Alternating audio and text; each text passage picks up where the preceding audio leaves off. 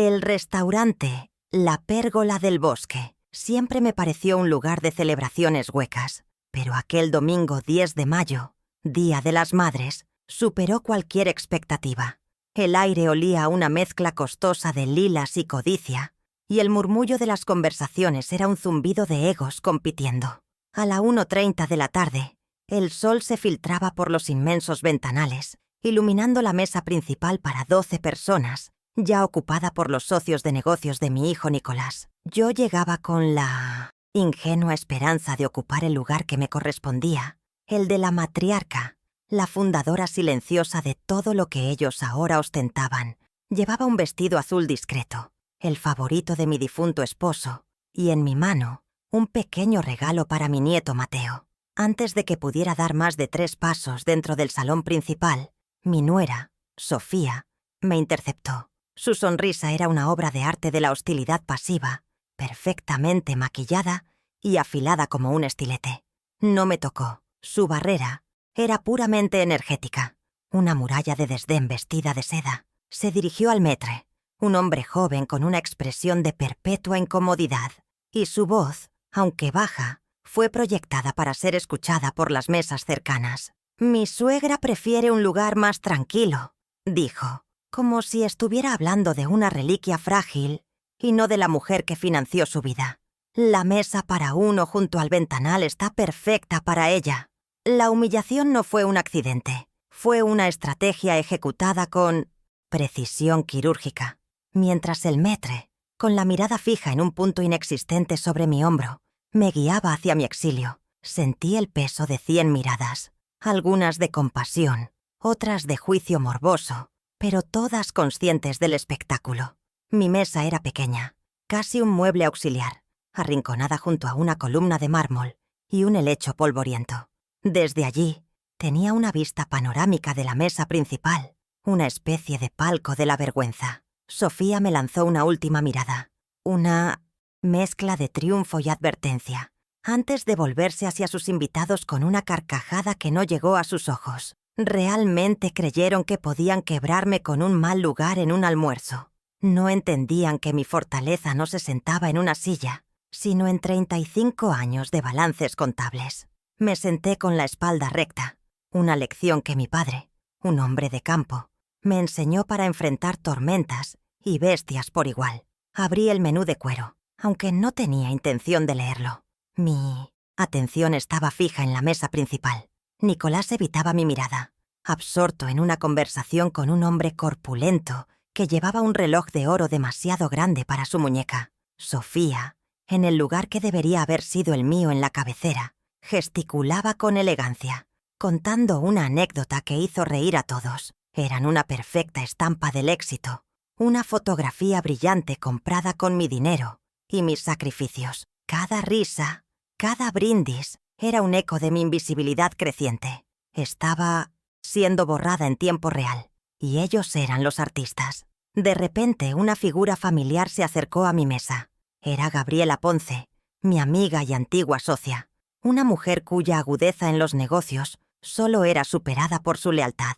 A sus 70 años, conservaba una chispa de acero en la mirada que siempre me había reconfortado. Se inclinó y me saludó con un respeto que mi propia familia me negaba. «Teresa, qué sorpresa verte aquí sola», dijo, su voz con un matiz de preocupación genuina. «¿Está todo bien?» Su simple pregunta, su presencia, fue como un ancla en medio de la tempestad. Le sonreí, una sonrisa cansada pero real. «Todo está a punto de estarlo, Gaby. Solo estoy observando el panorama antes de hacer mi próximo movimiento». Ella entendió. Siempre lo hacía. La comida fue un trámite solitario. Un salmón perfectamente cocido que podría haber sido cartón. Mi paladar estaba muerto, pero mis otros sentidos estaban en máxima alerta. Escuchaba fragmentos de conversaciones, observaba la dinámica de poder en aquella mesa lejana. Vi cómo mi hijo asentía a todo lo que decía Sofía, cómo su risa era un poco más fuerte cuando ella lo miraba.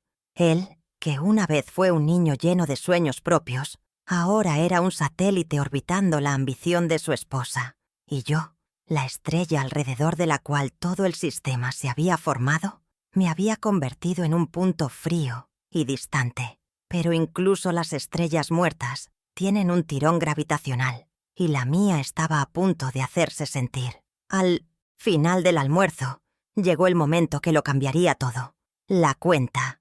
Vi al camarero entregar una discreta carpeta de cuero a Nicolás, quien inmediatamente la deslizó hacia Leopoldo Klein, nuestro gestor financiero de toda la vida. El monto, pude verlo de reojo cuando Leopoldo abrió la carpeta. Era de $2.800, una cifra obscena para un almuerzo, pero insignificante en el gran esquema de su despilfarro. Lo que no fue insignificante fue la tarjeta con la que pagó, una tarjeta corporativa, negra y brillante, con el logo grabado en plata. Villalba Holdings, la empresa que mi esposo y yo fundamos con sudor y noches sin dormir. La empresa de la que, en teoría, yo aún era la accionista mayoritaria. Esa tarjeta de crédito fue la primera pieza del rompecabezas, la primera prueba tangible de que mis sospechas no eran paranoia de una mujer mayor. Era la evidencia de que el negocio familiar, mi legado, estaba siendo utilizado como su cuenta de gastos personal. La humillación pública de sentarme sola fue el insulto, pero el uso de esa tarjeta fue la confesión. Sentí una calma helada apoderarse de mí. La ira, que había estado burbujeando bajo la superficie, se solidificó en una resolución tan dura como el diamante. No habría más lágrimas, no habría más súplicas silenciosas. Habría un plan metódico, silencioso y devastador. La contadora que había en mí despertó de un largo letargo. Era hora de hacer una auditoría. Mi mente, entrenada para encontrar patrones en columnas de números, comenzó a trabajar a una velocidad vertiginosa. Empecé a conectar los puntos de los últimos 8 años. Recordé los 15 años, de 1995 a 2010, que trabajé sin un solo centavo de sueldo como gerente administrativa en Villalba Construcciones. Cada dólar que ahorré se reinvirtió, construyendo un patrimonio que hoy superaba los $4 millones. Sacrifiqué mi propia carrera como contadora auditora, mi pasión, para que mi familia tuviera un futuro sólido. Un futuro que ahora me excluía y me sentaba en la mesa de los niños, o peor, en ninguna mesa en absoluto. Luego, el recuerdo de 2011, tan vívido como si fuera ayer. Vendí mi único patrimonio personal, un apartamento de 90 metros cuadrados en la calle Arístides Villanueva, una herencia de mis padres. Obtuve $150.000 y cada centavo fue para pagar el MBA de Nicolás en el extranjero. La promesa era clara. Él volvería para modernizar el negocio, para llevarlo al siguiente nivel, para honrar el legado de su padre. En cambio, volvió con un título bajo el brazo y una esposa cuya única habilidad era gastar el dinero que otros habían ganado. La promesa se había disuelto como azúcar en la lluvia, y yo me había quedado con el sabor amargo de mi propio sacrificio. El punto de inflexión fue en 2015, tras la muerte de mi esposo. El dolor me había dejado vulnerable, y ellos lo sabían. Nicolás, con el apoyo de Leopoldo Klein, me convenció para firmar una procuración general. «Es para simplificar los trámites, mamá», me dijo con una seriedad fingida, «para proteger el patrimonio de impuestos y burocracia». Confié en él. Confié en el hijo que había criado, en el hombre que se suponía debía cuidarme. Firmé ese documento sin leer la letra pequeña. Un error que una contadora nunca debería cometer. Fue un abuso de confianza disfrazado de cuidado, la firma de mi propia sentencia en un papel timbrado. A partir de ahí, los microabusos se convirtieron en la norma. Frases condescendientes como: «Mamá, tú ya no entiendes estos números complejos», o «lo hacemos por tu bien, para que no te estreses con estas cosas». Me quitaron el acceso a las cuentas bancarias de la empresa, asignándome una mesada de $300 semanales de mi propio dinero. Mientras tanto, ellos se compraban un auto de $90.000, un capricho pagado con los ladrillos y el cemento de mi vida. Me aislaron de cada decisión importante durante 8 largos años, transformándome de socia fundadora a una carga pensionada. Pero lo que no sabían es que una mente que ha cuadrado balances durante 35 años no olvida. Y la humillación pública fue el asiento contable que finalmente no cuadró. El plan comenzó a tomar forma en mi mente esa misma tarde de domingo, mientras conducía a casa. No era un plan nacido del odio, sino de la necesidad de justicia. El primer paso era claro. Necesitaba un aliado que entendiera tanto el mundo de los negocios como el de la traición. El lunes, a las 9:00 am en punto, con la primera luz del sol de la semana entrando por la ventana de mi estudio, levanté el teléfono y marqué el número de Gabriela Ponce. Su voz, firme y sin rodeos, fue el primer sonido de mi nueva vida. Le conté todo, sin adornos, con la precisión de un informe financiero. No hubo lástima en su respuesta, solo una indignación fría y estratégica. «Conozco a alguien, Teresa», dijo. «Una abogada, joven, implacable. Se llama Elena Rojas. No le gusta perder». El martes a las 4 de la tarde me encontré con Elena en un café discreto en el centro, un lugar con poca luz y mesas lo suficientemente separadas para garantizar la privacidad. Era una mujer de 35 años con una mirada que parecía capaz de leer a través del acero. Vestía un traje sastre impecable y no perdió el tiempo en formalidades. Le entregué una copia de la procuración que había guardado en mis archivos personales. La observó en silencio durante varios minutos, sus ojos moviéndose rápidamente sobre las cláusulas. Luego, levantó la vista y por primera vez vi una chispa de algo más que profesionalismo en su mirada. Era indignación. «Señora Villalba», dijo con una voz calmada pero cortante, «esto no es un simple poder, es una abdicación, y por lo que me cuenta, fue obtenida bajo engaño. Es un abuso de poder flagrante. La validación de Elena fue el combustible que mi motor necesitaba. Ahora sabía que no estaba loca, que mi instinto no me había fallado. El siguiente paso era reunir pruebas más contundentes, evidencia que demostrara el patrón de abuso financiero. Pero, ¿cómo obtenerlas si me habían bloqueado el acceso a todo? La respuesta estaba durmiendo en la habitación del fondo. Mi nieto, Mateo, a sus 16 años era un genio de la tecnología, y lo más importante, me amaba con una inocencia que sus padres habían perdido hacía mucho tiempo.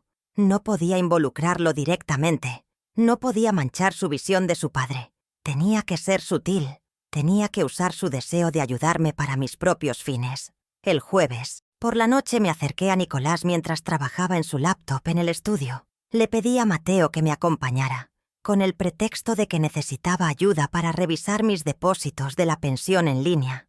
«Mi computadora es tan lenta, y tú eres tan rápido con estas cosas, cariño», le dije a mi nieto. Nicolás, distraído con una llamada, apenas levantó la vista. Fue la oportunidad perfecta. Mientras Mateo buscaba la página del Seguro Social, casualmente, le pedí que abriera la aplicación del Smosh Banco, solo para ver si ya depositaron, querido. Una vez dentro, con la sesión de su padre abierta, lo guié con calma. «Mira, ahí donde dice extractos, ¿podrías abrirlos de los últimos 2 años? Quiero verificar algo para mis impuestos». Mateo, en su inocencia, hizo clic, y allí estaban, página tras página de transferencias sistemáticas, cifras que saltaban de la cuenta de Villalba Holdings a cuentas personales a nombre de Sofía Alvarado, pagos a boutiques de lujo, joyerías, agencias de viajes, un sangrado lento y constante de mi patrimonio. Le pedí a Mateo que imprimiera todo. Para mis archivos, él obedeció sin preguntar. Mientras la impresora zumbaba en el silencio del estudio, apilé las hojas. 24 meses de traición en papel bond. Resalté las transferencias a Sofía con un marcador amarillo fluorescente. El total era escalofriante, $450,000. Cada lujo que ellos ostentaban tenía el número de una de mis facturas. «Gracias, mi amor», le dije a Mateo, mi voz temblando ligeramente. «Has ayudado a tu abuela más de lo que imaginas». Con la evidencia bancaria en mi poder, sentí que una parte de la armadura se estaba resquebrajando. Pero necesitaba más. Necesitaba el documento original de la procuración, el que yo había firmado. Recordé la vieja caja fuerte en el estudio de mi esposo, oculta detrás de un falso panel de la biblioteca.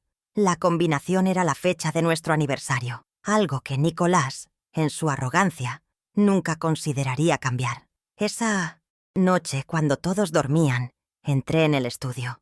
El olor a libros viejos y al tabaco de pipa de mi esposo todavía flotaba en el aire. Giré el dial con dedos temblorosos. Clic, Clic, clic. La puerta de acero pesado se abrió con un suave gemido. Dentro, entre viejas escrituras y pólizas de seguro, estaba la carpeta de cuero timbrada. La saqué y la llevé a la luz de la lámpara del escritorio. Mi corazón latía con fuerza contra mis costillas. Pasé las páginas hasta que llegué a la sección de poderes y facultades. Y entonces la vi. Cláusula 7b. Una cláusula que yo jamás había leído, que jamás había autorizado. Otorgaba a Nicolás el poder absoluto para vender, hipotecar y grabar cualquier bien a mi nombre, sin necesidad de mi consulta o consentimiento. Era una daga legal, escondida entre párrafos de jerga incomprensible. Mi dedo tembloroso trazó la línea de texto. En ese momento, el sentimiento de traición fue tan físico que me costó respirar. Había firmado mi confianza, pero ellos habían falsificado mi sentencia. El descubrimiento de la cláusula 7b encendió una nueva urgencia en mí. El abuso no era solo financiero, era estructural. Habían construido una jaula legal a mi alrededor. La semana siguiente, durante una cena familiar a la que me obligaron a asistir, escuché por casualidad una conversación de Sofía con una de sus amigas en la terraza. Hablaba en voz baja, pero el viento trajo sus palabras hasta mí. «Pobre Teresa», decía con falsa compasión. «Últimamente está tan olvidadiza. Nicolás tiene que encargarse de todo. A veces me preocupa que no esté en condiciones de tomar sus propias decisiones». El veneno en sus palabras era claro. No solo me estaban robando, estaban construyendo una narrativa para justificarlo. Estaban sentando las bases para declararme incompetente. La estaca reputacional estaba en juego. Pocos días después, encontré la prueba definitiva de sus intenciones. Sobre el escritorio de Nicolás, en el estudio, había una carpeta de un banco de inversiones. Estaba ligeramente abierta, y el título del documento principal me heló la sangre. Solicitud de préstamo con garantía hipotecaria. El bien en garantía era la dirección de mi casa. Nuestra casa familiar de 450 metros cuadrados, valorada en 1.2 millones de dólares. El propósito del préstamo: expansión y capital de trabajo para Galería de Arte Alvarado. Estaban hipotecando mi hogar, el lugar donde crié a mi hijo, donde vi crecer a mi nieto, para financiar la vanidad de Sofía. El ataque ya no era a mis finanzas, era a mi seguridad, a mis raíces. Con esta nueva información, supe que necesitaba una confesión. Necesitaba que admitieran su estrategia de sus propios labios. Planeé mi siguiente movimiento con la frialdad de un general antes de la batalla. Llamé a Leopoldo Klein, el gestor financiero, y solicité una reunión urgente. Mi pretexto era simple y creíble. Quería entender mejor la estructura del fideicomiso que él había creado para proteger mis activos. Le dije que me sentía confundida y que necesitaba su guía para mi tranquilidad. Su ego, siempre su punto más débil, mordió el anzuelo. Acordamos vernos en su oficina el viernes a las 11 de la mañana. Una oficina que, irónicamente, se pagaba con el rendimiento del dinero que él me estaba ayudando a perder. El viernes me vestí con un traje de lana gris, un atuendo que proyectaba seriedad y una pizca de fragilidad. Antes de entrar a su oficina, activé la grabadora de voz en mi celular y lo deslicé en el bolsillo de mi chaqueta, asegurándome de que el micrófono no estuviera obstruido. Leopoldo me recibió con una sonrisa paternalista. «Teresa, qué bueno verte. No te preocupes, para eso estoy, para aclarar cualquier duda que tengas». Me senté frente a su imponente escritorio de caoba y comencé mi actuación. Le hice preguntas ingenuas, fingí no entender los términos técnicos, dejé que su arrogancia llenara la habitación, y funcionó. Él, en su afán por demostrar su inteligencia superior, se volvió cada vez más condescendiente y, afortunadamente, más explícito. «Mira, Teresa, la estructura que diseñamos con Nicolás es para que tú no tengas que lidiar con el estrés de las decisiones diarias. Es una forma de protegerte de ti misma, por así decirlo». Continuó explicando cómo mis activos habían sido transferidos a un holding y luego a un fideicomiso. Y entonces pronunció la frase que sellaría su destino y el de mis verdugos. «Técnicamente, Teresa, el patrimonio ya no es suyo, es de la sucesión». Usted es solo la beneficiaria principal. Es más eficiente así. La confesión era clara, fría y grabada. La eficiencia de la que hablaba era la eficiencia del robo. Al salir de su oficina, sentí el peso del celular en mi bolsillo como si fuera un lingote de oro. Tenía la procuración fraudulenta, los extractos bancarios del desfalco y ahora la confesión grabada del arquitecto financiero. Parecía que tenía todo lo que necesitaba, pero el universo aún me reservaba una última y brutal revelación. Esa noche Mateo vino a mi habitación con el rostro pálido y una hoja de papel en la mano. Abuela, no quería espiar, lo juro. Estaba buscando un archivo de la escuela en la laptop de papá y esto estaba abierto. Me entregó el papel. Era un correo electrónico impreso. El remitente era Sofía. El destinatario, Nicolás. El asunto, Plan B, Residencia Las Magnolias. Mi respiración se detuvo mientras leía el cuerpo del mensaje. Sofía detallaba los costos, los procedimientos de admisión y los beneficios de una lujosa residencia para personas mayores. Hablaba de cuidados especializados para personas con deterioro cognitivo y de la necesidad de actuar antes de que la situación se vuelva inmanejable. Adjuntaba un folleto digital. No solo querían mi dinero, no solo querían mi casa y mi reputación, querían borrarme por completo, encerrarme, anularme, convertirme en una anécdota lejana mientras ellos vivían la vida que yo había construido. En ese instante, cualquier atisbo de duda, cualquier pizca de amor maternal que pudiera haber quedado hacia mi hijo, se extinguió. El plan ya no era una opción, era una cuestión de supervivencia.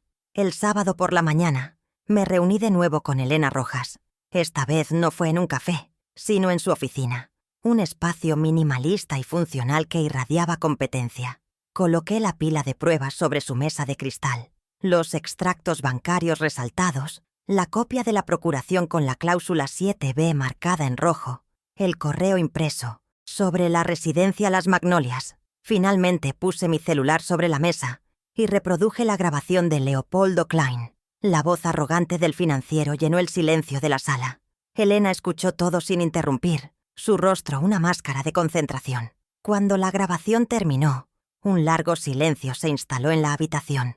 Elena se reclinó en su silla y me miró fijamente. Sus ojos ya no tenían solo indignación, ahora ardían con una furia helada. «Señora Villalba», dijo con una voz que era puro acero. «Esto es más que un abuso de confianza. Esto es una conspiración para despojarla de su patrimonio y su libertad.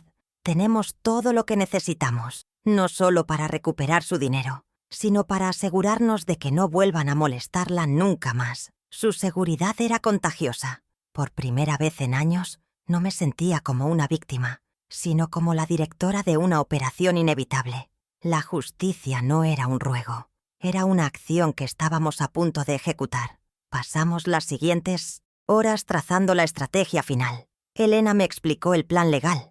El lunes por la mañana, a primera hora, presentaría una medida cautelar urgente en el juzgado civil.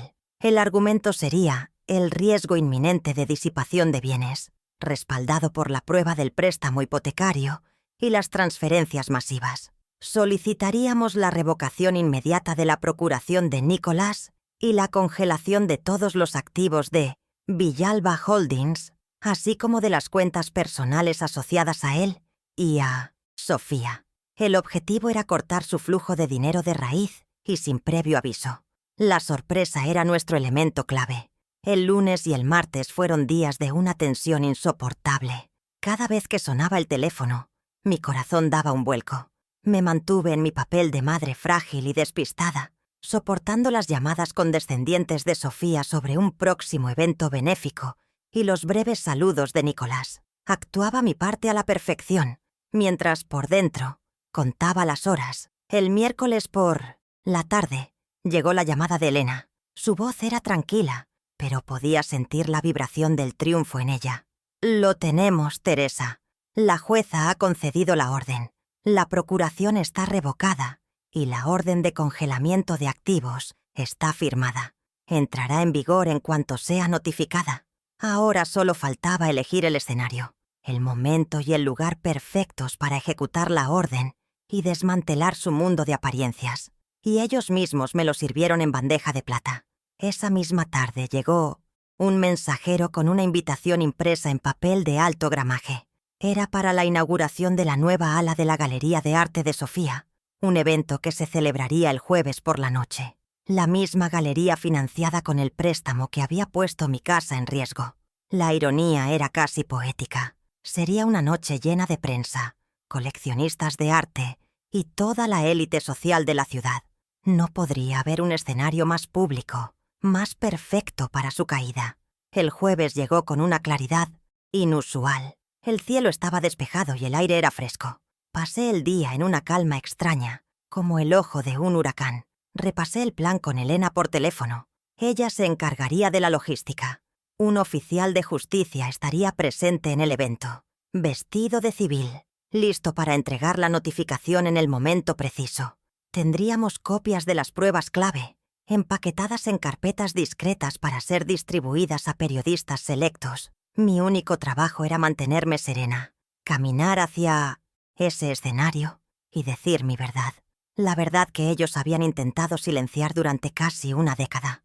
Me miré al espejo antes de salir. La mujer que me devolvía la mirada ya no era la víctima del restaurante. Era una acreedora a punto de cobrar su deuda. El restaurante La Pérgola del Bosque siempre me pareció un lugar de celebraciones huecas, pero aquel domingo 10 de mayo, Día de las Madres, superó cualquier expectativa. El aire olía a una mezcla costosa de lilas y codicia, y el murmullo de las conversaciones era un zumbido de egos compitiendo. A la 1:30 de la tarde, el sol se filtraba por los inmensos ventanales, iluminando la mesa principal para 12 personas, ya ocupada por los socios de negocios de mi hijo Nicolás. Yo llegaba con la ingenua esperanza de ocupar el lugar que me correspondía, el de la matriarca, la fundadora silenciosa de todo lo que ellos ahora ostentaban. Llevaba un vestido azul discreto, el favorito de mi difunto esposo, y en mi mano un pequeño regalo para mi nieto Mateo. Antes de que pudiera dar más de 3 pasos dentro del salón principal, mi nuera, Sofía, me interceptó. Su sonrisa era una obra de arte de la hostilidad pasiva, perfectamente maquillada y afilada como un estilete. No me tocó. Su barrera era puramente energética, una muralla de desdén vestida de seda. Se dirigió al maître, un hombre joven con una expresión de perpetua incomodidad, y su voz, aunque baja, fue proyectada para ser escuchada por las mesas cercanas. «Mi suegra prefiere un lugar más tranquilo», dijo, como si estuviera hablando de una reliquia frágil y no de la mujer que financió su vida. «La mesa para uno junto al ventanal está perfecta para ella».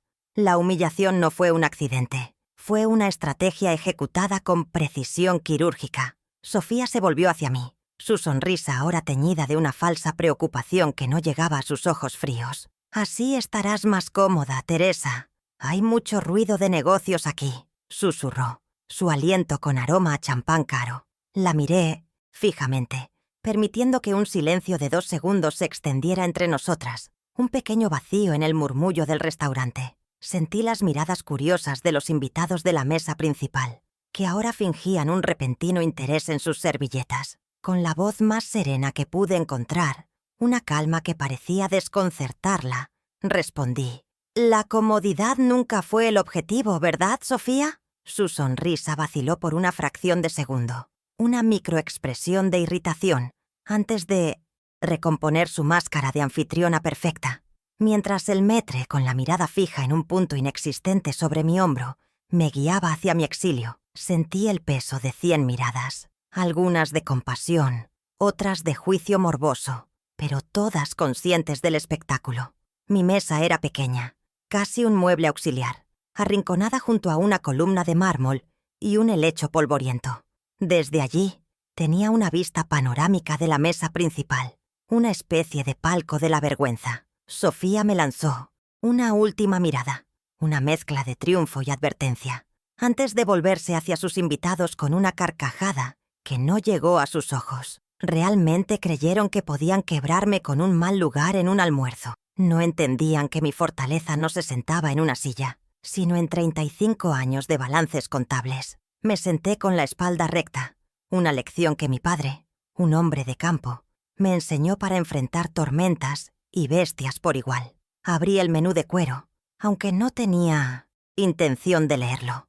Mi atención estaba fija en la mesa principal. Nicolás evitaba mi mirada, absorto en una conversación con un hombre corpulento que llevaba un reloj de oro demasiado grande para su muñeca. Sofía, en el lugar que debería haber sido el mío en la cabecera, gesticulaba con elegancia, contando una anécdota que hizo reír a todos. Eran una perfecta estampa del éxito, una fotografía brillante comprada con mi dinero y mis sacrificios. Cada risa, cada brindis, era un eco de mi invisibilidad creciente. Estaba siendo borrada en tiempo real, y ellos eran los artistas. La comida fue un trámite solitario, un salmón perfectamente cocido, que podría haber sido cartón. Mi paladar estaba muerto, pero mis otros sentidos estaban en máxima alerta. Escuchaba fragmentos de conversaciones, observaba la dinámica de poder en aquella mesa lejana. Vi cómo mi hijo asentía a todo lo que decía Sofía, cómo su risa era un poco más fuerte cuando ella lo miraba. Él, que una vez fue un niño, lleno de sueños propios, ahora era un satélite orbitando la ambición de su esposa. Y yo, la estrella alrededor de la cual todo el sistema se había formado, me había convertido en un punto frío y distante. Pero incluso las estrellas muertas tienen un tirón gravitacional, y la mía estaba a punto de hacerse sentir con una fuerza que no podrían ignorar. Al final del almuerzo llegó el momento que lo cambiaría todo. La cuenta. Vi al camarero entregar una discreta carpeta de cuero a Nicolás, quien inmediatamente la deslizó hacia Leopoldo Klein, nuestro gestor financiero de toda la vida. El monto, pude verlo de reojo cuando Leopoldo abrió la carpeta, era de $2.800, una cifra obscena para un almuerzo, pero insignificante en el gran esquema de su despilfarro. Lo que no fue insignificante fue la tarjeta con la que pagó, una tarjeta corporativa, negra y brillante, con el logo grabado en plata. Villalba Holdings, la empresa que mi esposo y yo fundamos con sudor y noches sin dormir. La empresa de la que, en teoría, yo aún era la accionista mayoritaria. Esa tarjeta fue la primera pieza del rompecabezas, la primera prueba tangible de que mis sospechas no eran paranoia de una mujer mayor. Esa tarjeta de crédito fue la primera pieza del rompecabezas, la primera prueba tangible de que mis sospechas no eran paranoia de una mujer mayor. Era la evidencia de que el negocio familiar, mi legado, estaba siendo utilizado como su cuenta de gastos personal. La humillación pública de sentarme sola fue el insulto, pero el uso de esa tarjeta fue la confesión. Sentí una calma helada apoderarse de mí. La ira, que había estado burbujeando bajo la superficie, se solidificó en una resolución tan dura como el diamante. No habría más lágrimas, no habría más súplicas silenciosas. Habría un plan metódico, silencioso y devastador. La contadora que había en mí despertó de un largo letargo. Era hora de hacer una auditoría completa de mi propia vida. Mi mente, entrenada para encontrar patrones en columnas de números, comenzó a trabajar a una velocidad vertiginosa. Empecé a conectar los puntos de los últimos 8 años, pero la verdadera historia comenzó mucho antes, en 1995. Recuerdo el olor a cemento fresco y el polvo que se pegaba a mi piel en las obras de Villalba Construcciones. Durante 15 años, desde ese año hasta el 2010, fui la gerente administrativa, la contadora, la que negociaba con proveedores y la que se quedaba hasta las 10 de la noche cuadrando las cuentas. Nunca retiré un solo centavo de sueldo. Cada dólar que me correspondía se reinvertía directamente en la empresa, comprando una nueva hormigonera, pagando los salarios a tiempo, construyendo ladrillo a ladrillo, un patrimonio que hoy, irónicamente, supera los $4 millones. Fue un sacrificio consciente y calculado. Había renunciado a mi propia carrera como contadora auditora independiente, una profesión que me apasionaba, para construir un sueño familiar. Recuerdo la satisfacción de cerrar un balance anual, la elegancia de los números encajando a la perfección. Cambié esa claridad por la incertidumbre de un negocio en crecimiento, creyendo que estaba forjando un legado para mi hijo, para las futuras generaciones. Mi sueldo no pagado durante esos 15 años fue la inversión semilla más grande y silenciosa que la empresa jamás recibió.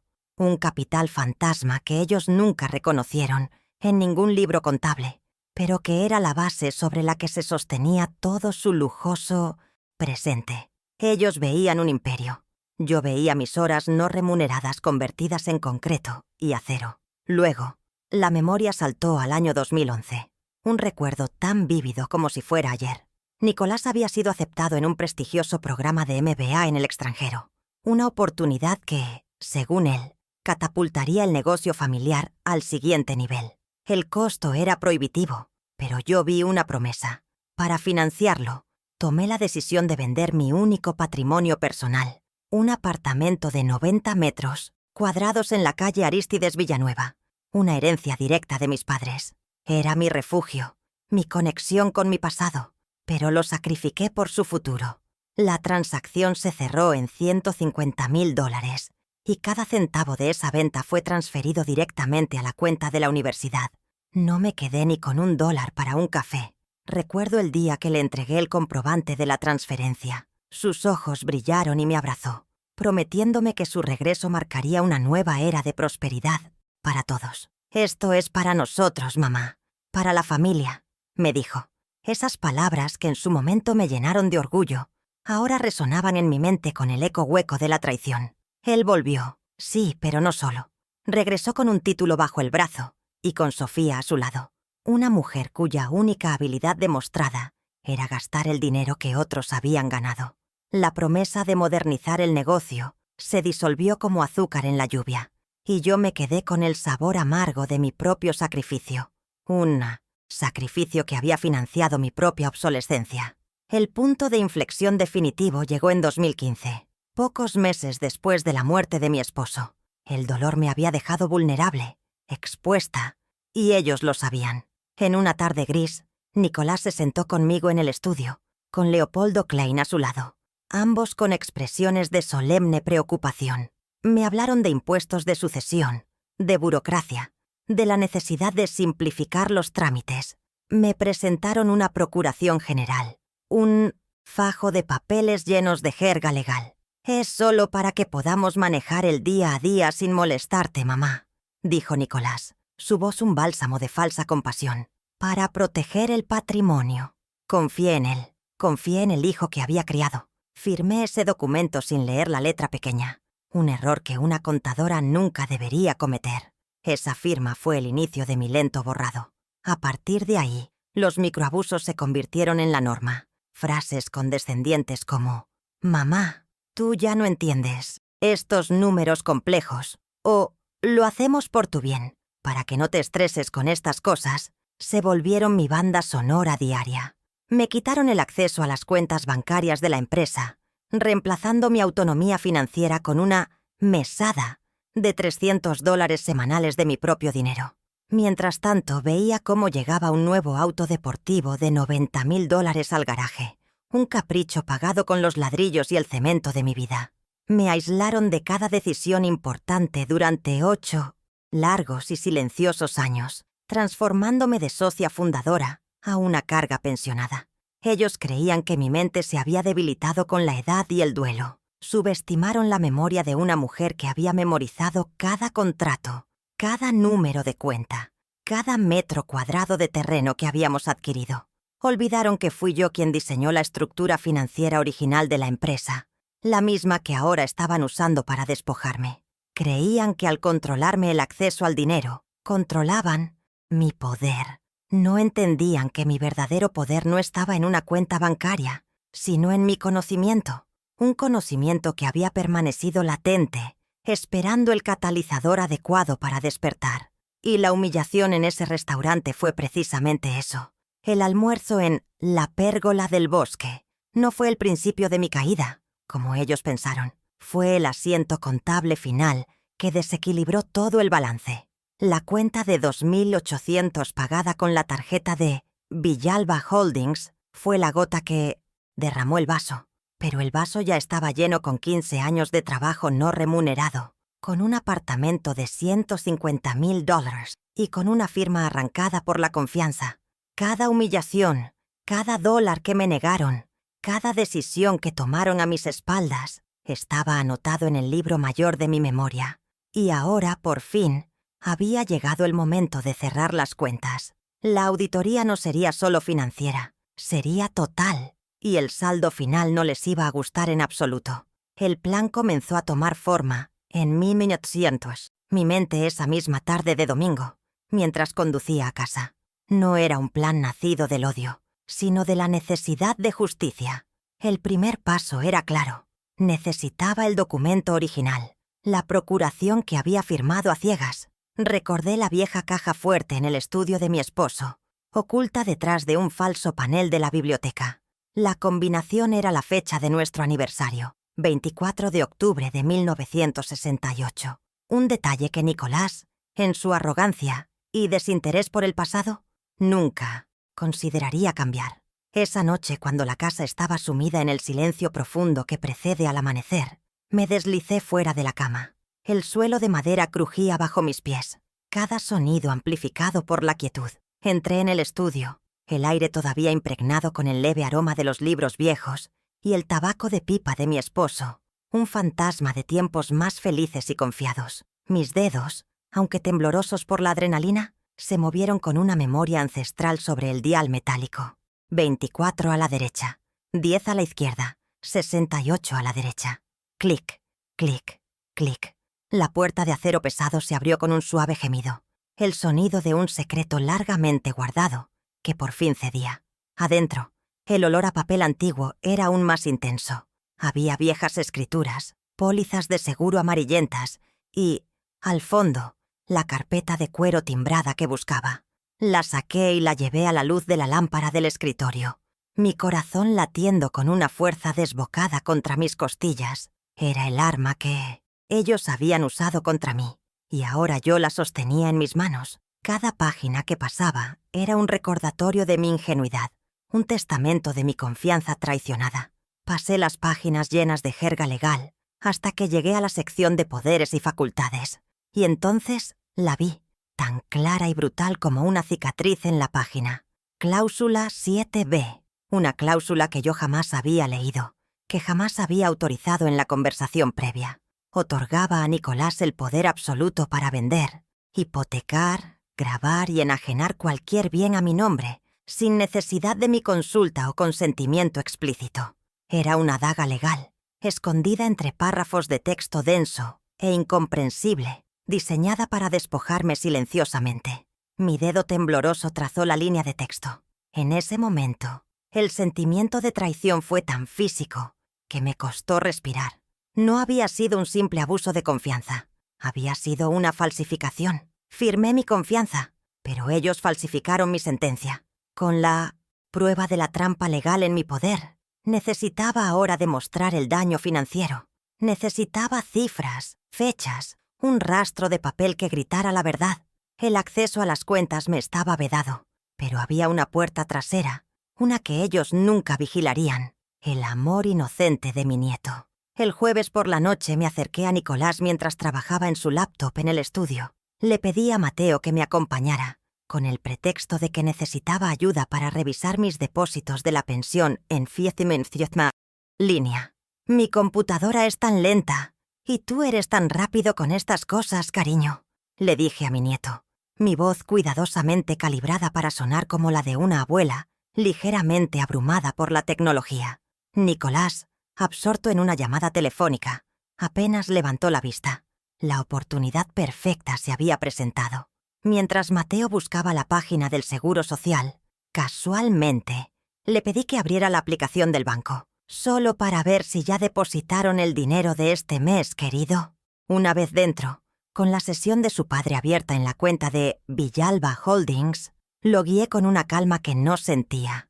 Mira, ahí donde dice extractos, ¿podrías abrir los de los últimos 2 años? Quiero verificar algo para mis impuestos. Es un lío. Mateo, en su deseo puro de ayudar, hizo clic. Y allí estaban, página tras página de transferencias sistemáticas, un desangramiento metódico de mi patrimonio, cifras que saltaban de la cuenta de la empresa a cuentas personales a nombre de Sofía, Alvarado, a boutiques de lujo, joyerías en el extranjero y agencias de viajes exclusivas. Le pedí a Mateo que imprimiera todo. Para mis archivos. Así lo veo con calma. Él obedeció sin preguntar, concentrado en la tarea técnica.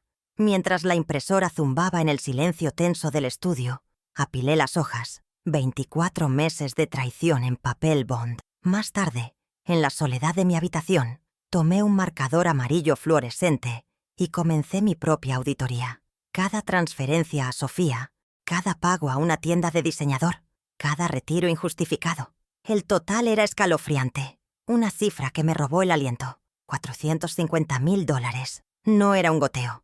Era una hemorragia.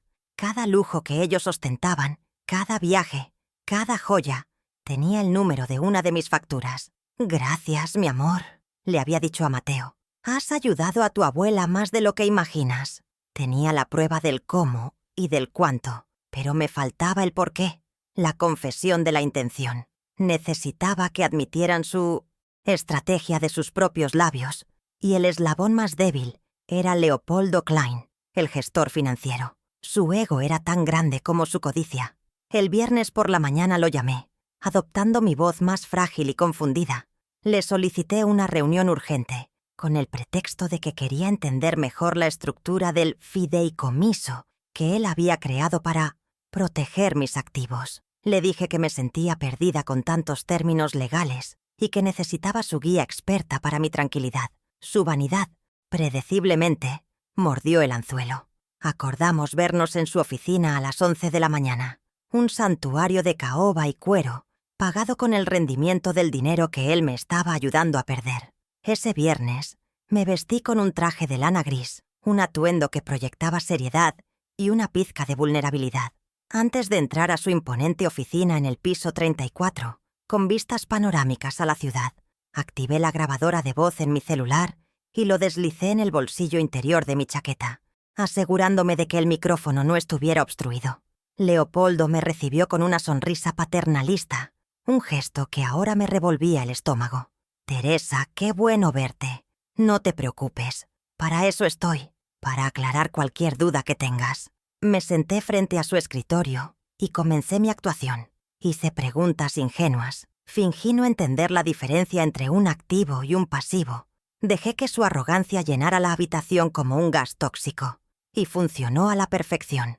Él, en su afán por demostrar su inteligencia superior y justificar sus honorarios, se volvió cada vez más condescendiente y, afortunadamente para mí, más explícito.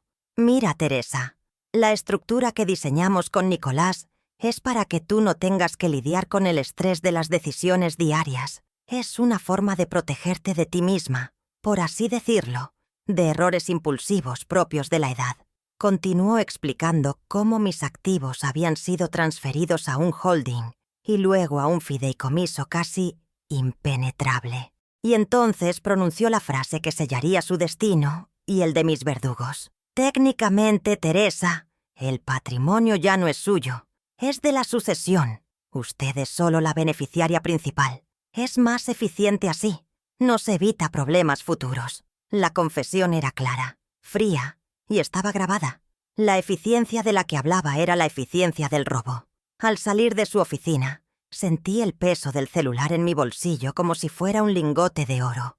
Tenía la procuración fraudulenta, los extractos bancarios del desfalco y ahora la confesión grabada del arquitecto financiero. Parecía que tenía todo lo que necesitaba para desmantelar su imperio de mentiras, pero el universo aún me reservaba una última y brutal revelación. Esa noche, mientras revisaba mis pruebas, Mateo entró a mi habitación. Su rostro adolescente estaba pálido y sus manos sostenían una hoja de papel como si quemara. «Abuela, no quería espiar, lo juro. Estaba buscando un archivo de la escuela en la laptop de papá, y esto estaba abierto en la pantalla. Pensé que debías verlo». Me entregó el papel. Era un correo electrónico impreso, aún tibio por la impresora. Mi respiración se detuvo mientras mis ojos recorrían el texto. El remitente era Sofía, el destinatario, Nicolás, el asunto, Plan B, Residencia Las Magnolias. El cuerpo del mensaje era un ejercicio de crueldad calculada. Sofía detallaba los costos, los procedimientos de admisión y los beneficios de una lujosa residencia para personas mayores en las afueras de la ciudad.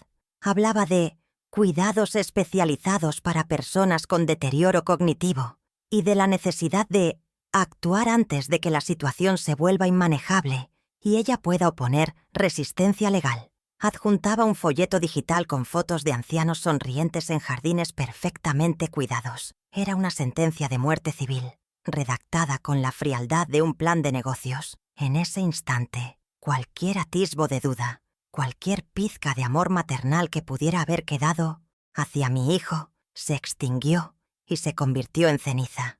Esto ya no se trataba solo de dinero. No solo querían mi casa y mi reputación. Querían borrarme por completo, encerrarme, anularme, convertirme en una anécdota lejana, en una carga convenientemente gestionada mientras ellos vivían la vida que yo había construido para ellos. La humillación en el restaurante había sido un acto de desprecio. Esto era un acto de eliminación. El plan ya no era una opción para recuperar mi patrimonio. Se había convertido en una desesperada y necesaria lucha por mi supervivencia. La segunda fase, la del contraataque, empezaba ahora, y no habría piedad.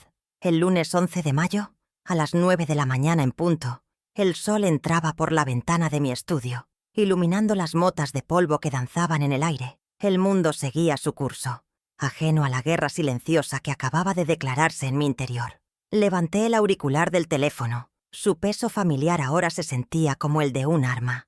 Marqué el número de Gabriela Ponce, mi vieja amiga y socia, una mujer cuya lealtad era tan sólida como los cimientos de los edificios que una vez construimos juntas. No hubo preámbulos. Le conté la escena del restaurante, la tarjeta corporativa, mis sospechas. Su silencio al otro lado de la línea no era de conmiseración, sino de una furia fría y compartida. «Conozco a alguien, Teresa», dijo finalmente, su voz un filo. «Una abogada, Elena Rojas, joven, pero dicen que es un tiburón con traje sastre. No le gusta perder». El martes a las 4 de la tarde, me encontré con Elena en un café discreto, de esos con rincones oscuros y el aroma a café recién molido que invita a las confidencias. Ella era exactamente como Gabriela la había descrito.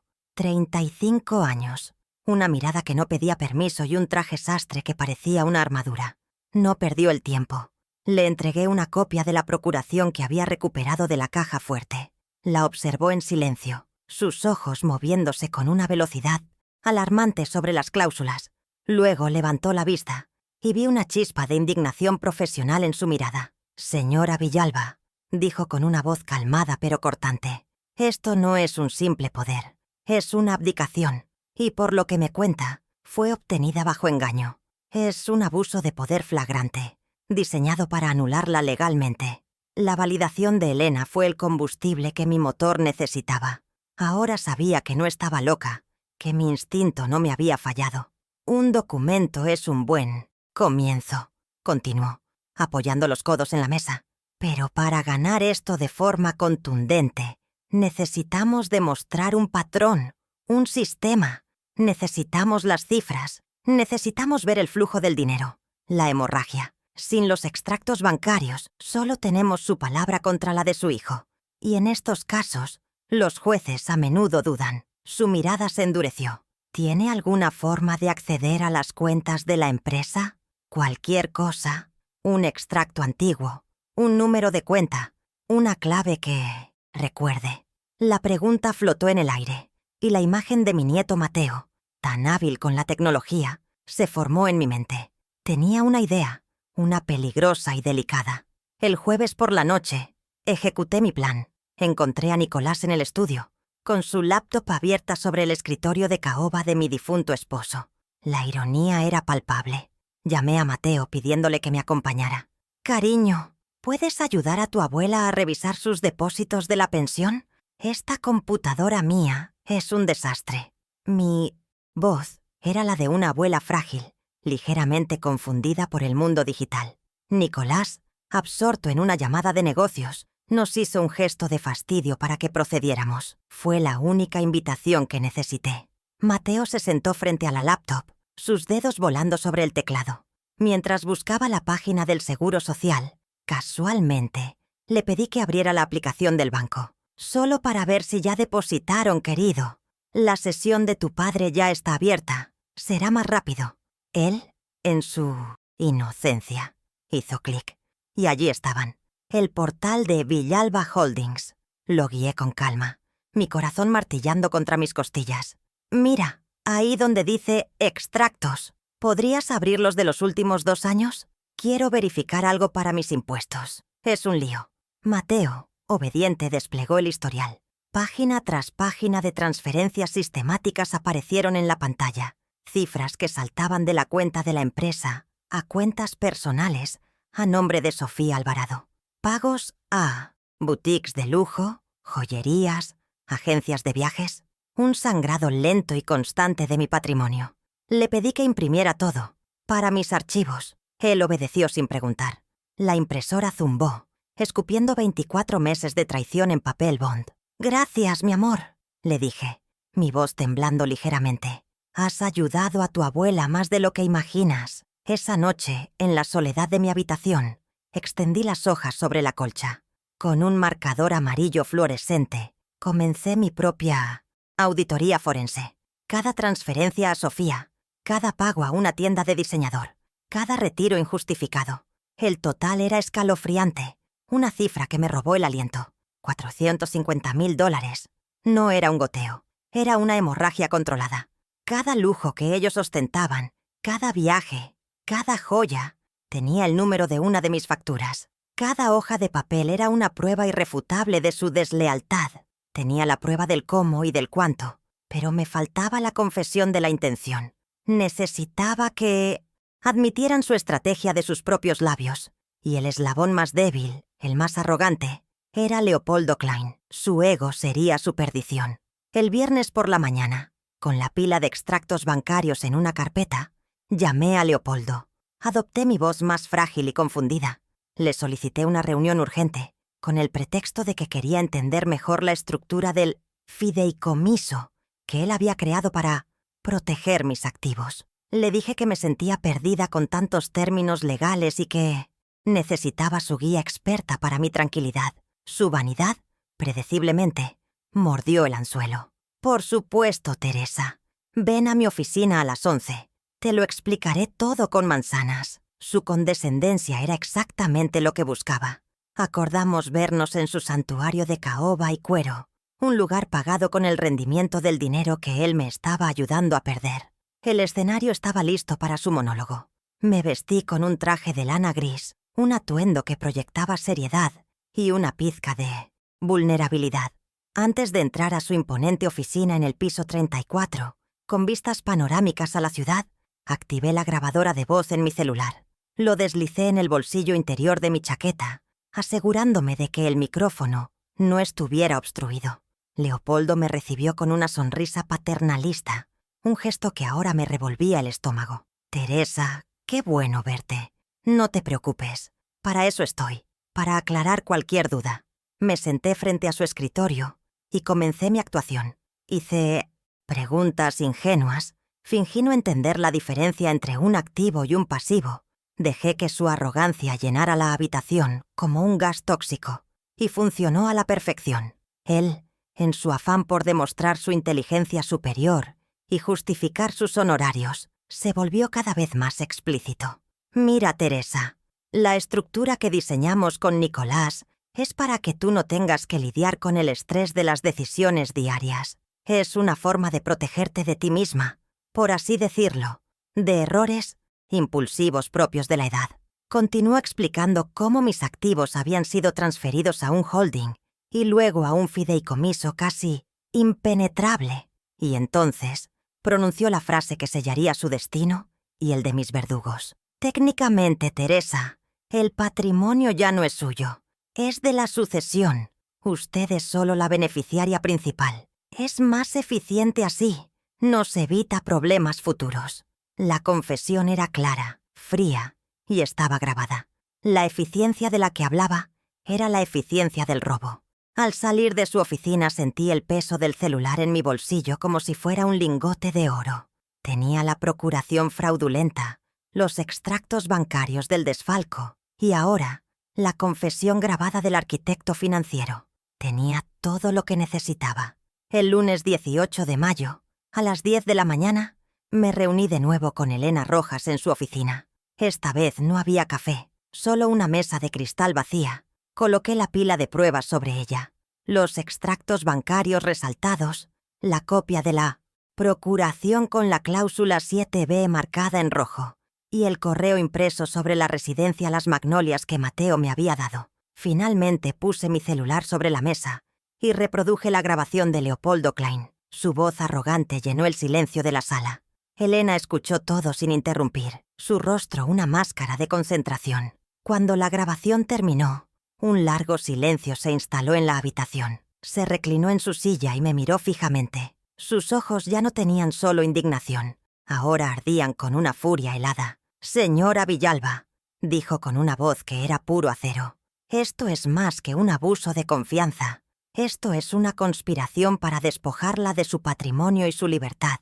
Tenemos todo. Hoy mismo presento una medida cautelar urgente en el juzgado. Solicitaremos la revocación inmediata de la procuración y la congelación de todos los activos de Villalba Holdings, argumentando riesgo inminente de disipación de bienes. La sorpresa será total. Su seguridad era contagiosa. Los siguientes 2 días, lunes y martes, fueron una tortura de silencio y espera. Cada vez que sonaba el teléfono, mi corazón daba un vuelco. Me mantuve en mi papel de madre frágil y despistada, soportando las llamadas condescendientes de Sofía sobre un próximo evento benéfico y los breves saludos de Nicolás. Actuaba mi parte a la perfección, mientras por dentro contaba las horas, imaginando los papeles moviéndose por los laberintos de la burocracia judicial. Mi vida entera pendía de la firma de un juez, de una decisión que podría restituirme o condenarme a la residencia Las Magnolias. La tensión era casi insoportable, pero sabía que cualquier fisura en mi fachada podría alertarlos. Debía mantener la calma hasta el final. El miércoles por la tarde llegó la llamada de Elena. Su voz era tranquila, pero podía sentir la vibración del triunfo en ella. «Lo tenemos, Teresa. La jueza ha concedido la orden. La procuración está revocada y la orden de congelamiento de activos está firmada. Entrará en vigor en cuanto sea notificada. El sistema judicial ha respondido. Ahora, solo tenemos que elegir el momento y el lugar». Colgué el teléfono y una oleada de alivio tan intensa me recorrió que tuve que sentarme. Había ganado la batalla legal en silencio. Ahora solo faltaba la ejecución pública, la estocada final que desmantelaría su mundo de apariencias. ¿Pero cuándo? ¿Y dónde? Necesitaba un escenario que amplificara el impacto, un lugar donde su humillación fuera tan pública como lo fue la mía, como si el universo estuviera de mi lado. Ellos mismos me lo sirvieron en bandeja de plata. Esa misma tarde, un mensajero entregó una invitación impresa en papel de alto gramaje, con letras doradas. Era para la inauguración de la nueva ala de la Galería de Arte de Sofía, un evento que se celebraría el jueves por la noche. La misma galería financiada con el préstamo que había puesto mi casa en riesgo. La ironía era casi poética. Sería una noche llena de prensa, coleccionistas, de arte y toda la élite social de la ciudad. No podría haber un escenario más perfecto para su caída. Sonreí por primera vez en semanas, una sonrisa fría y decidida. El telón estaba a punto de levantarse para mi acto final. Mañana todo cambiaría. El jueves llegó con una claridad inusual. El cielo estaba despejado y el aire era fresco, como si la propia naturaleza estuviera limpiando el escenario para lo que estaba por venir. Pasé el día en una calma extraña, el silencio que precede a la batalla, el ojo de un huracán que yo misma había puesto en movimiento. Repasé el plan con Elena por teléfono una última vez. Ella se encargaría de la logística. Un oficial de justicia estaría presente en el evento, vestido de civil, mezclado entre los invitados, listo para entregar la notificación en el momento preciso. Tendríamos copias de las pruebas clave, empaquetadas en carpetas discretas de color marfil, listas para ser distribuidas a periodistas selectos que Elena conocía. Mi único trabajo era mantenerme serena, caminar hacia ese escenario y decir mi verdad. La verdad que ellos habían intentado silenciar durante casi una década. Me miré al espejo antes de salir mientras el sol de la tarde teñía mi habitación de un tono dorado y melancólico. La mujer que me devolvía la mirada ya no era la víctima humillada del restaurante. Sus ojos, aunque enmarcados por las arrugas de 72 años de vida, tenían un brillo acerado, una determinación que no había visto en mucho tiempo. Era la mirada de la contadora que fui, la que podía encontrar un error en un balance de 1000 páginas, la que no descansaba hasta que cada centavo estuviera justificado. Esa noche no iba a una fiesta, iba a cerrar el balance más importante de mi vida, y sabía, con una certeza absoluta, que las cuentas finalmente iban a cuadrar a mi favor. No habría más números rojos en mi libro mayor. Elegí mi atuendo con el cuidado de un general que elige su armadura. Un traje de 2 piezas de seda cruda, de un color azul profundo que recordaba el cielo nocturno justo antes del amanecer. Era elegante, sobrio, y proyectaba una autoridad silenciosa. En mi muñeca abroché el reloj de oro de mi difunto esposo. Su peso familiar era un ancla, un recordatorio del hombre con el que construí todo lo que estaba a punto de recuperar. No era una joya, era un talismán. Mientras me ponía un discreto collar de perlas, escuché a Sofía reír en el pasillo, una risa estridente y llena de anticipación por su gran noche. ¡Qué poco! Sabía ella que la verdadera protagonista del evento, la única accionista de su vanidad, estaba a punto de hacer su entrada. Justo cuando estaba por salir, Nicolás apareció en el umbral de mi puerta. Llevaba un smoking impecable, pero sus ojos tenían un brillo de ansiedad que no podía ocultar. «Mamá, qué bueno que decidiste venir», dijo, su voz con un tono de falsa cordialidad. «Sofía estará encantada. Trata de disfrutarlo, ¿sí? Habrá mucha gente importante». Su condescendencia era tan automática que ya ni siquiera la notaba como un insulto, sino como un síntoma de su propia ceguera. Le sostuve la mirada, permitiendo que un breve silencio se instalara entre nosotros. «Oh, lo haré, hijo», respondí con una serenidad que pareció desconcertarlo. «No me perdería esta noche por nada del mundo. Tengo la sensación de que será inolvidable para todos nosotros». Su sonrisa vaciló, incapaz de descifrar el subtexto de mis palabras. El trayecto hacia la galería fue un borrón de luces de la ciudad reflejadas en la ventanilla. No sentía nervios, sino una extraña lucidez. Mi mente repasaba los hechos, no por miedo a olvidar, sino como un mantra de justicia.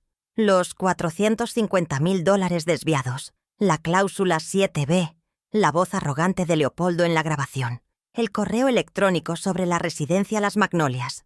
No eran agravios, eran pruebas, no eran emociones, eran activos en mi demanda. La rabia se había enfriado y solidificado en un propósito inquebrantable. No buscaba venganza, aunque sin duda la obtendría como un dividendo inesperado.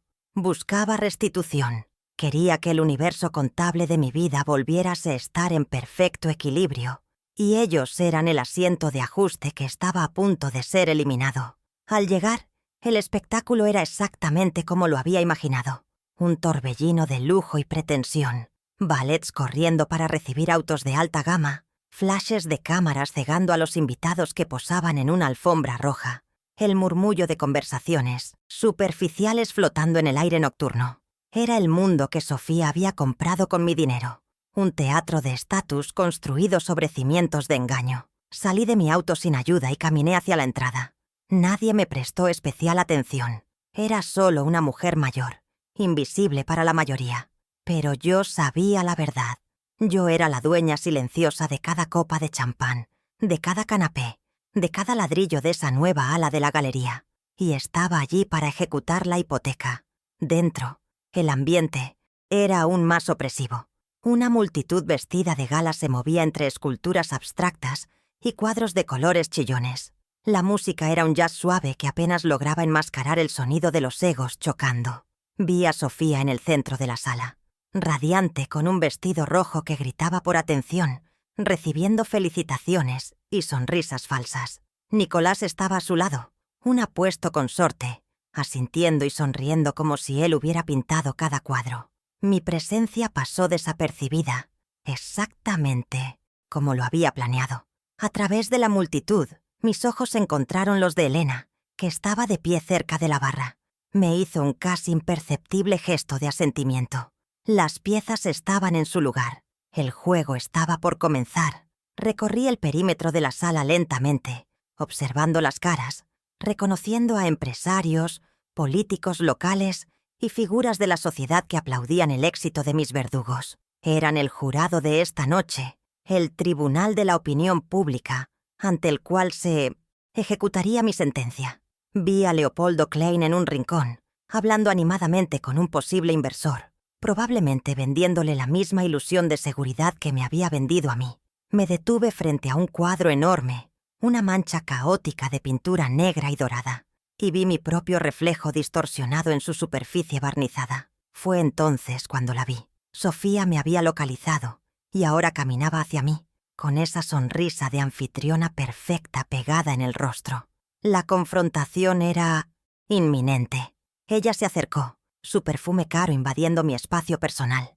«Teresa, qué alegría que hayas venido», dijo, su voz un goteo de miel venenosa. «Espero que te guste lo que hemos logrado. Todo esto es también gracias a ti, a tu apoyo». Me miraba con una mezcla de triunfo y condescendencia, esperando que yo asintiera como una anciana dócil y agradecida. Pero en ese momento, justo antes de que el primer acto de mi plan se pusiera en marcha, sentí una calma absoluta, una serenidad tan profunda que casi me asustó. La miré a los ojos, a través de la máscara de perfección, y vi la fragilidad, el miedo a la insignificancia que la impulsaba. Ya no le tenía miedo. Ya no sentía nada más que una fría y distante lástima. «El apoyo, Sofía», respondí con una voz tan baja que tuvo que inclinarse para oírme.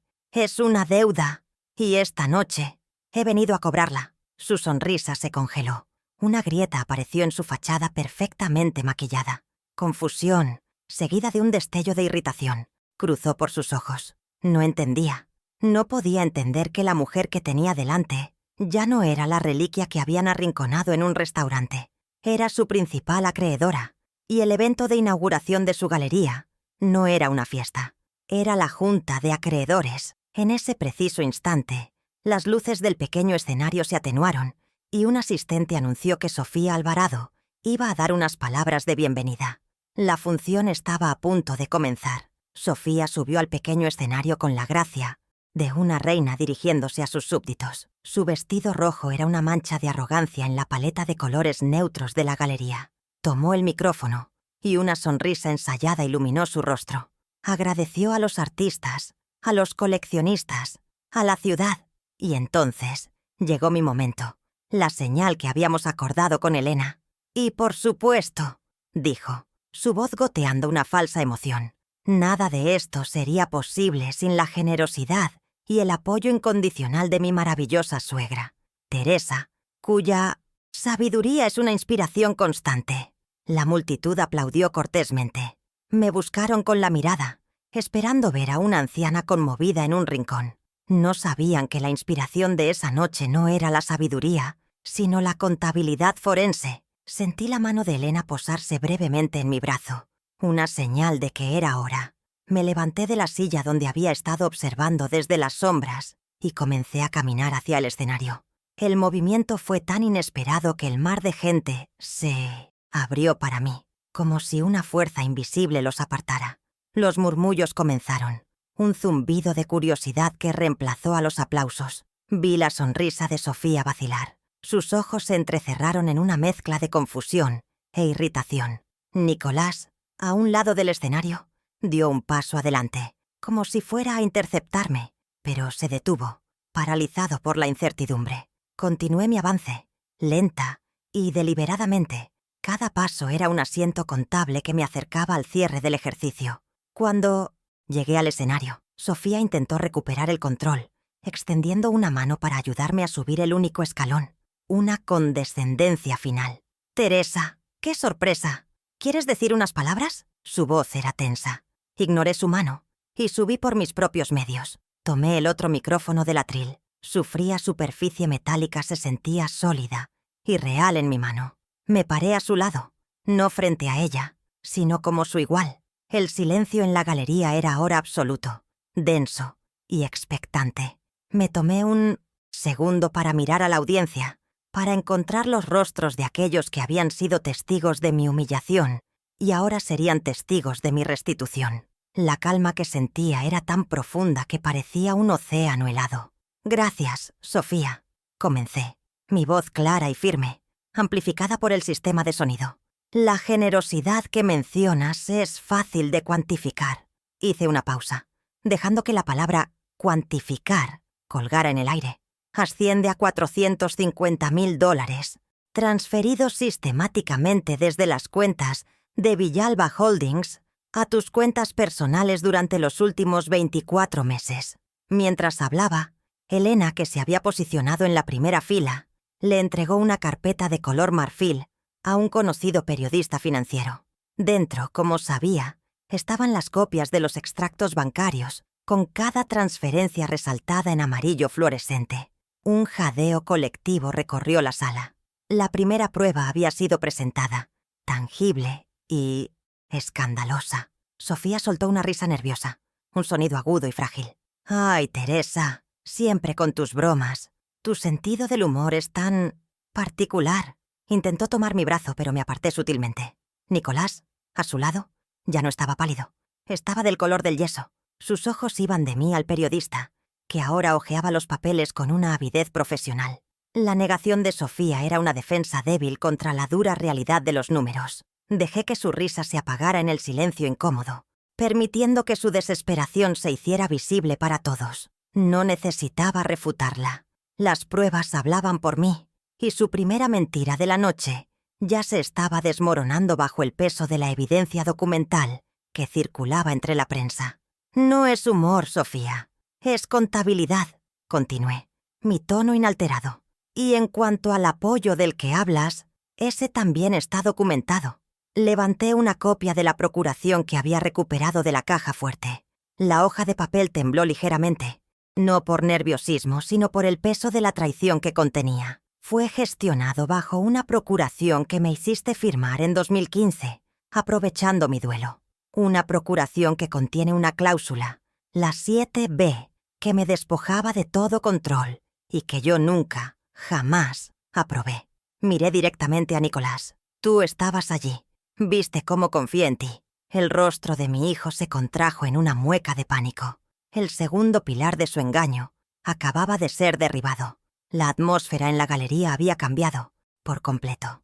La curiosidad se había transformado en un juicio silencioso y colectivo. Los invitados ya no miraban el arte en las paredes. El espectáculo éramos nosotros. Sus miradas iban de mi rostro sereno al de Sofía, ahora lívido de furia, y al de Nicolás, que parecía encogerse dentro de su smoking. Podía sentir el cambio de poder, una corriente palpable en el aire. Ya no era la anciana olvidada.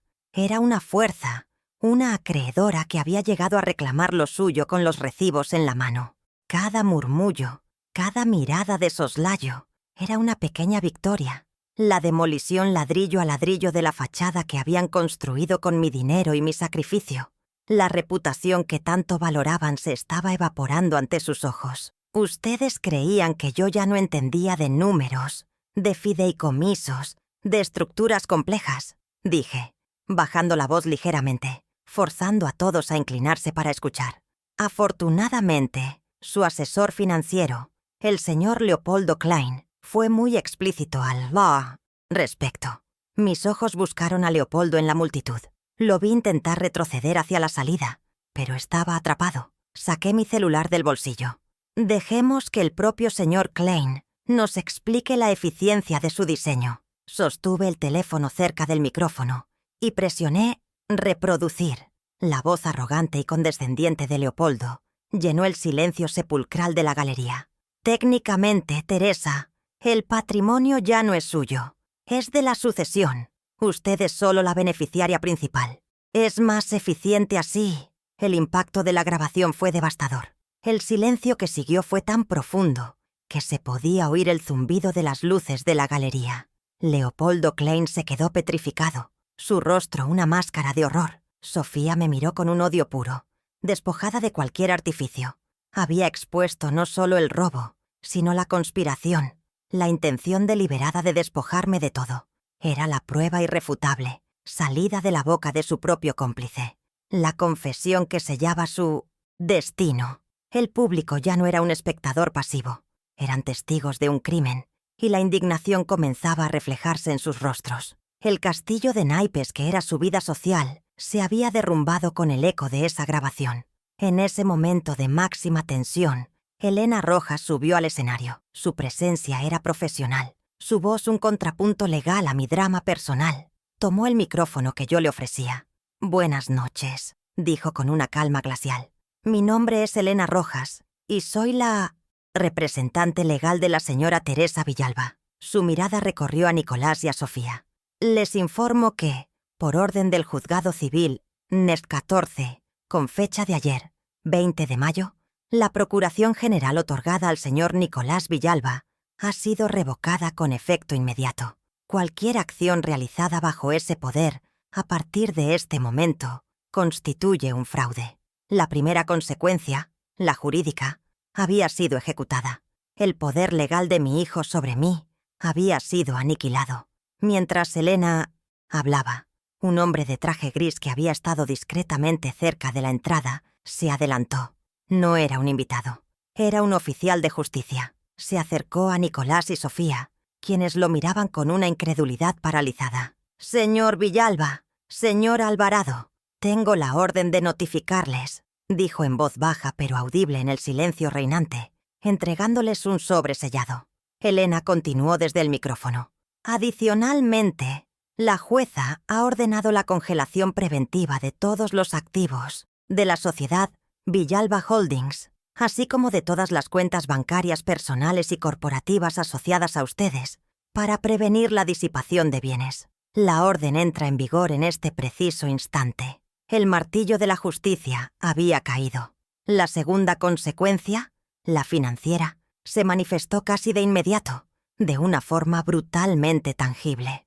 Un invitado que intentaba comprar un cuadro en un mostrador cercano vio cómo su tarjeta era rechazada. «La terminal no funciona», dijo el Fonciers empleado, confundido. Segundos después, el jefe del servicio de catering se acercó a Sofía, susurrando con pánico que el pago final acababa de ser denegado y que el servicio se detenía. La fuente de su riqueza se había secado en tiempo real. La fiesta, financiada por un dinero que ya no les pertenecía, se detuvo abruptamente. El lujo se desvaneció, dejando al descubierto la vulgaridad de su fraude. El murmullo se convirtió en un clamor de escándalo, pero faltaba el golpe de gracia, la consecuencia patrimonial, el símbolo visible de su caída. Con la atención de todos fija en el caos que se desarrollaba, señalé hacia los enormes ventanales de la galería que daban a la calle. Afuera, las luces intermitentes de una grúa de remolque bañaban la acera de un resplandor azul y rojo. La grúa estaba enganchando el flamante auto deportivo de Nicolás, el capricho de $90.000 comprado con el dinero de la empresa. Lentamente, el vehículo fue levantado del suelo, un trofeo de su codicia siendo públicamente embargado. La humillación era absoluta, visual y devastadora. Era la metáfora perfecta. Su estatus, inflado y artificial, estaba siendo arrastrado lejos de ellos. Me volví hacia mi hijo y mi nuera por última vez esa noche. Estaban rotos, expuestos bajo las luces de su propia vanidad. Sofía temblaba de rabia. Nicolás parecía un fantasma. Tomé el micrófono para mis palabras finales. No para ellos, sino para mí, para cerrar este capítulo. «Me quitaron un asiento en su mesa», dije, mi voz resonando con una finalidad tranquila. «Así que recuperé la empresa entera». Dejé el micrófono en el atril. El golpe sordo fue el punto final de su historia. Di media vuelta y junto a Elena bajé del escenario, caminando con la espalda recta a través de la multitud que ahora me miraba con una mezcla de asombro y respeto. Mientras caminábamos hacia la salida, el caos estalló a nuestras espaldas. Los flashes de las cámaras, las preguntas a gritos de los periodistas, la voz de Sofía finalmente quebrándose en un sollozo de furia impotente. No miré hacia atrás. La función había terminado y yo ya no era parte del elenco. Al salir al aire fresco de la noche, sentí el peso familiar del reloj de mi esposo en mi muñeca. No era una sensación de venganza, sino de equilibrio. El balance, Después de tantos años, finalmente estaba cuadrado. Aprendieron de la peor manera que la memoria de una madre no guarda rencor, guarda recibos. Y yo había traído todos los míos. El silencio en el auto de Elena de vuelta a casa era reconfortante. Las luces de la ciudad pasaban como estrellas fugaces, cada una un pequeño mundo indiferente a la implosión que acabábamos de provocar. No había euforia en mí, solo una profunda sensación de alivio, como el que siente un buzo al romper la superficie después de haber estado demasiado tiempo bajo el agua. Había recuperado mi nombre, mi patrimonio y, lo más importante, el control sobre mi propio futuro. La batalla había terminado, y aunque las cicatrices de la traición permanecerían, ya no dictarían los términos de mi vida. La mujer que regresaba a casa esa noche no era la misma que había salido. Era, una vez más, Teresa Villalba, la dueña de su propio destino. La noche de la galería, el silencio en el auto de Elena de vuelta a casa, fue más elocuente que cualquier discurso. No había euforia en mi pecho, solo la calma profunda y agotadora que sigue a una tormenta largamente esperada. Las luces de la ciudad se deslizaban por la ventanilla, indiferentes al cataclismo personal que acabábamos de desatar. Había recuperado mi patrimonio, mi nombre y, lo más crucial, el control sobre mi propio futuro. La batalla legal y emocional había terminado. No sentía el calor de la venganza, sino la fría y sólida satisfacción de un balance contable que, después de 8 años de cifras en rojo, finalmente cuadraba a la perfección. La mujer que regresaba a casa esa noche no era la misma que había salido. Era, una vez más, Teresa Villalba, la única accionista de su destino. A la mañana siguiente, a las 9 en punto, un cerrajero llegó a mi casa. El sonido agudo y penetrante de su taladro, al perforar la vieja cerradura de la puerta principal, fue la primera nota de mi nueva vida. No era un acto de despecho, sino una declaración de soberanía. Mientras el hombre trabajaba, yo preparaba café, el aroma llenando un espacio que por fin volvía a ser mío. El chasquido metálico del nuevo cerrojo al encajar en su lugar fue definitivo, un punto final tangible a una era de sumisión. Sostuve el nuevo juego de llaves en la palma de mi mano. Su peso era insignificante, pero su significado era monumental. Cada llave representaba un límite, una frontera que nunca más sería violada. La casa, mi casa, volvía a ser mi fortaleza. La comunicación se estableció con la frialdad de un memorando corporativo. Elena envió un correo electrónico al abogado de Nicolás y Sofía, delineando los términos de su salida. Tenían exactamente una semana, hasta el viernes siguiente a las 5:00 p.m., para retirar sus efectos personales. El acceso sería supervisado por un asistente legal para asegurar que solo se llevaran lo que les pertenecía. Cualquier intento de contacto directo conmigo sería ignorado. A partir de ese momento, la relación familiar había sido disuelta y reemplazada por un protocolo legal. Ya no habría más cenas incómodas, ni sonrisas falsas, ni condescendencia velada. Solo el lenguaje formal y distante de los abogados, un idioma que ellos, irónicamente, me habían enseñado a hablar. Observé su partida desde la ventana de mi estudio en el segundo piso. No bajé, no había nada que decir. Vi a Sofía dirigir a los hombres de la mudanza con una rabia impotente, señalando cajas de ropa de diseñador y objetos de arte que habían comprado con mi dinero.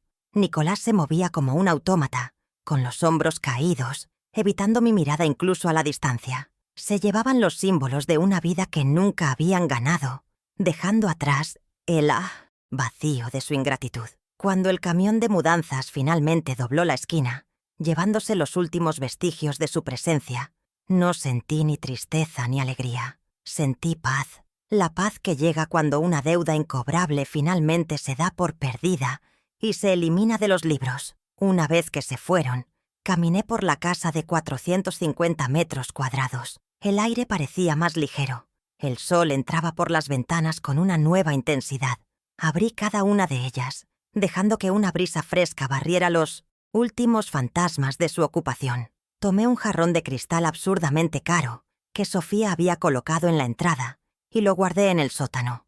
Reorganicé los libros en la biblioteca, devolviendo los volúmenes de mi esposo a su lugar de honor. No era una limpieza, era una purificación.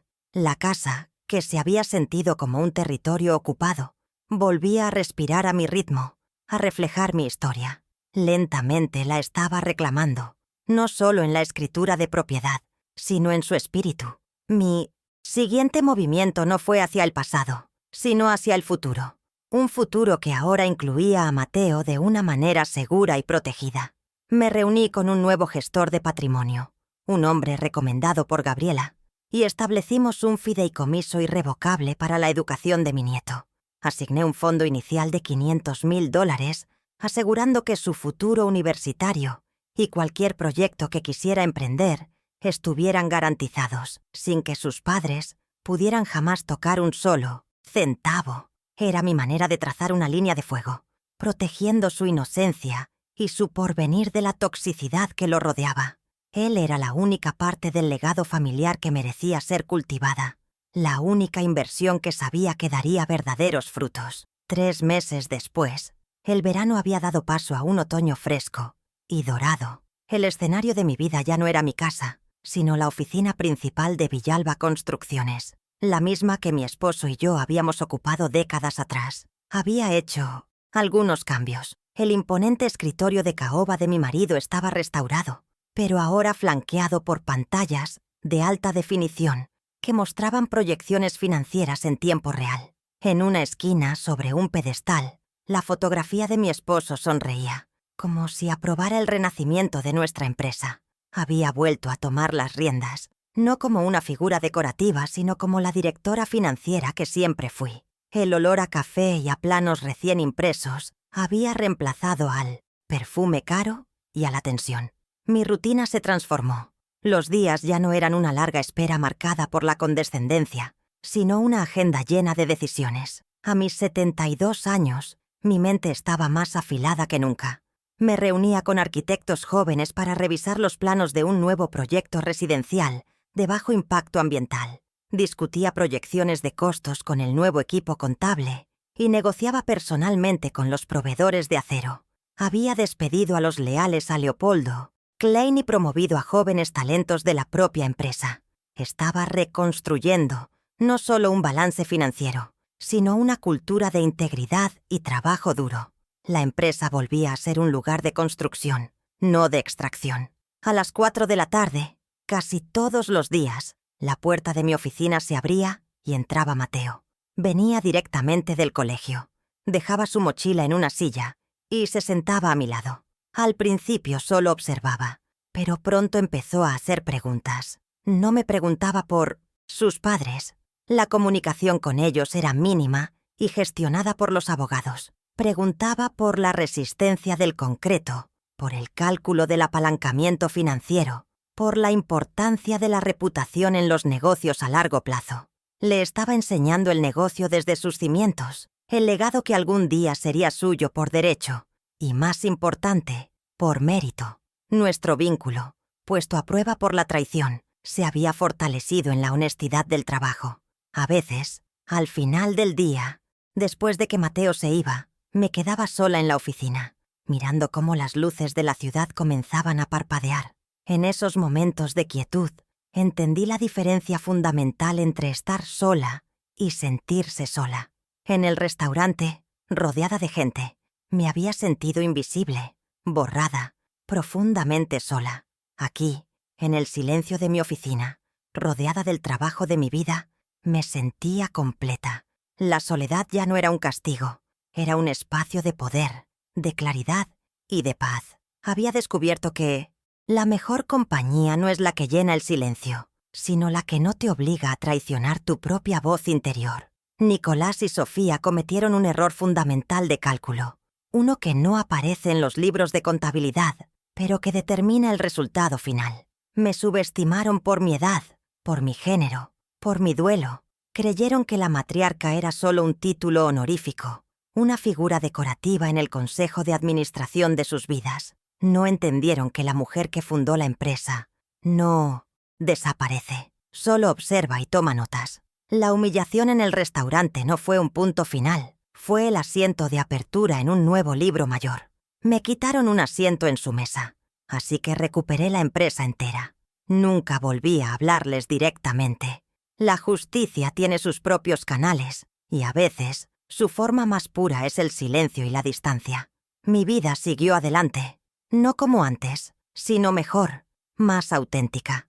Aprendí que la verdadera fortaleza no reside en perdonar la traición, sino en asegurarse de que nunca pueda volver a ocurrir. Habían olvidado la lección más básica de cualquier negocio, de cualquier relación. Las cuentas siempre deben cuadrar. Aprendieron de la peor manera que la memoria de una madre no guarda rencor, guarda recibos, y yo finalmente había cobrado hasta el último de ellos.